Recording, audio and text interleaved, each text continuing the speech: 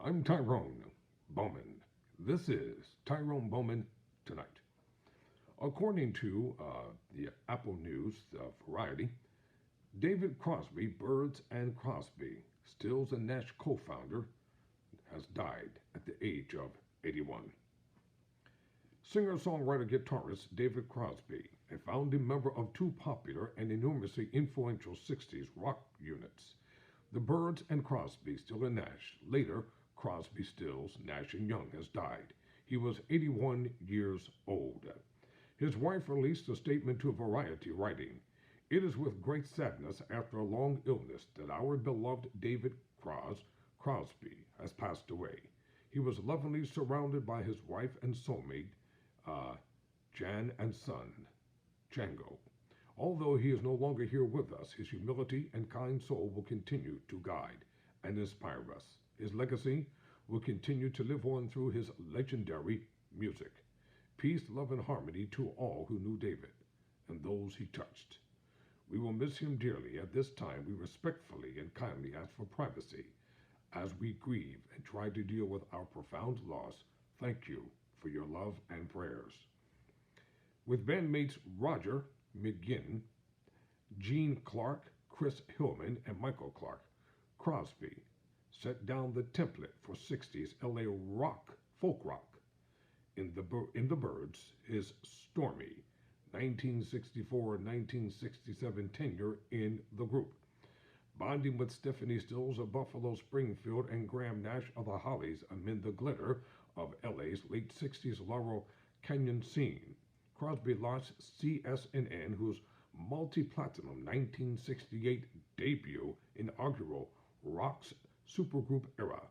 The addition of another Vital member, Stills' erstwhile Buffalo Springfield colleague Neil Young, added to the act's commercial luster. However, a constant clash of egos with Crosby, Stills, Nash, and Young, fueled by the rock excesses of the era, toppled the act during the 1970s. Though its members would regroup sporadically over the years as a recording and touring unit, Crosby's most stable association was with Nash. The duo recorded and toured greatly or regularly into the new millennium. While never the principal songwriter in either the Birds or CSN&Y, Crosby was an integral part of the densely layered harmony frontline that launched both those acts' multiple chart hits. The hedonistic personification of the 1960s sex, drugs, and rock and roll lifestyle. He grappled with addiction for many years. His sensational 1982 arrest in Texas on drug and weapon charges led to a 5-month prison stay in 1986. Wrecked by years of cocaine and alcohol abuse, he underwent liver transplant surgery in 1994. Though he never returned to the popular eminence of his early years, Crosby recorded and toured profitably into the 2000s.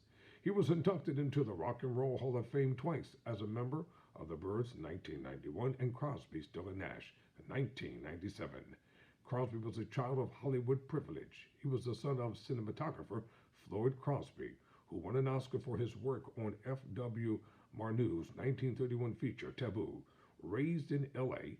and Santa Barbara, he was an indifferent student who gravitated to acting and music at an early age, dropping out of Santa Barbara City College to pursue a career in music.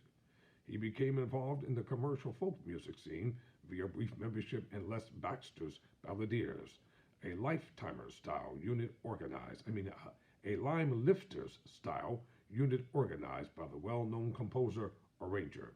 He began working with the LA folk clubs as a solo act. At a set at the Troubadour, his crisp tenor voice attracted the attention of Jim Dickerson, the house engineer at Richard Bach's LA label World Pacific Records. Dixon began demoing Crosby as a solo artist, but those sessions ultimately culminated in the formation of a band. LA's nonsense singer songwriter scene was then coalescing around the Folk Den, the front room at the Santa Monica Boulevard Club at the Troubadour. Opening on one evening in 1964, the headstrong Crosby inserted himself into a jam session involving two well-traveled young folk singers, McGinn, then known by his birth name, Jim. He soon changed his name to Roger after joining the spiritual movement Sabud. Had previously worked with the urban folk outfits, the Limers, Limelifters, and the Chad Mitchell Trio, and had met Crosby during a Santa Barbara tour stop by the former act. Excuse me, lost my feed. Crosby, during a Santa Barbara tour stop by the former act, Clark had been a member of another clean-cut folk act, the New Christie Minstrels. Though McGinn was weary of Crosby's outsized, opinionated personality, he was under the sway of the Beatles and envisioned the formation of a new group, Crosby's access to free studio time at World Pacific led to first sessions by McGinn, Crosby, and Clark under the collaborative handle The Jet Set. Wow. Under the name The Beef under the name The Beefters, the trio issued a flop single in Elektra Records, but soon reformulated themselves as a full-blown rock quintet that reflected the influence of the Beatles. 64 debut featured A Hard Day's Night. I remember that song. The lineup was filled out with the addition of neophyte bassist Chris Hillman, formerly mandolist with the bluegrass-oriented world-specific group, the Hillman, and the unskilled but photogenic drummer, Michael Clark. Rechristened the Byrds in obvious emulation of the Fab Four, the act was signed to Columbia Records in late 1964 on the basis of promotional efforts by Dixon, who was now managing the band.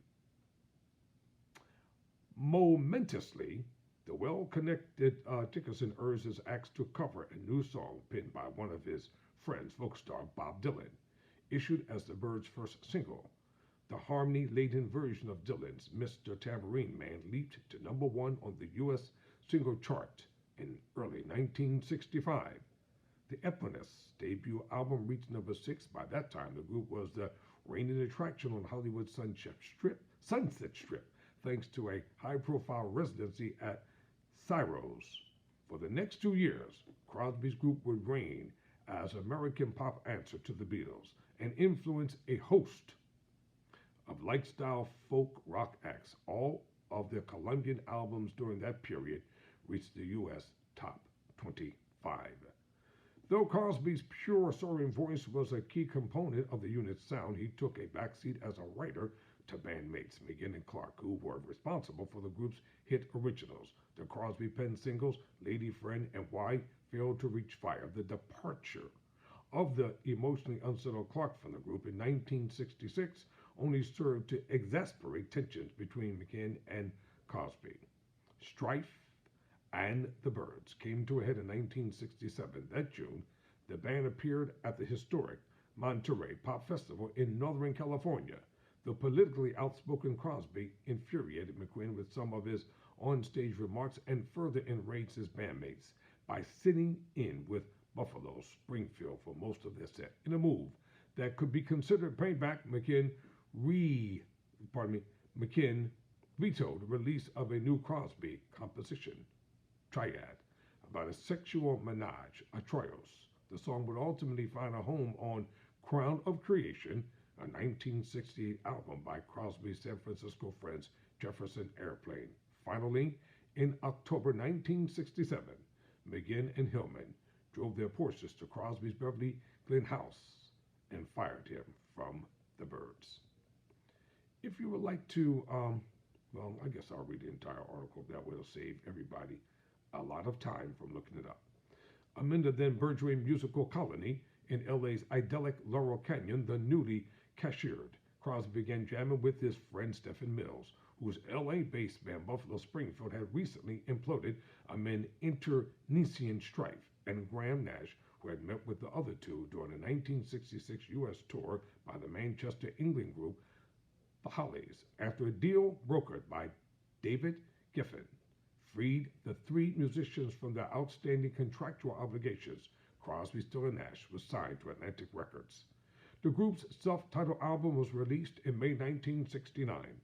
It spotted three notable Crosby compositions: the ballad Guinevere's, a love song inspired by his girlfriend, Christine Hinton, and his ex-paramour, Joni Mitchell, who had subsequently entered a relationship with Nash.